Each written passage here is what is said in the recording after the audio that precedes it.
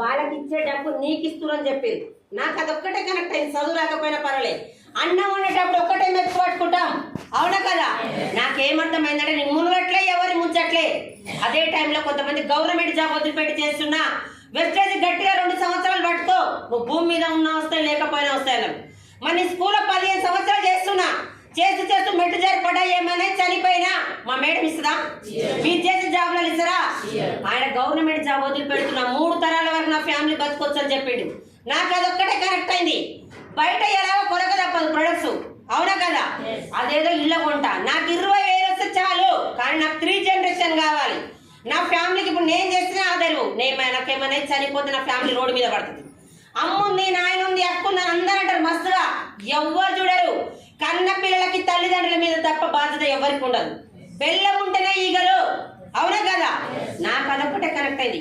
చాలా మంది April May రాగానే మీ సేవలు కూర్చొని గురుకుల పాఠశాలకు ఆన్లైన్లో అప్లై చేస్తున్నాం. దేనికి చెప్పండి? డబ్బు లేక.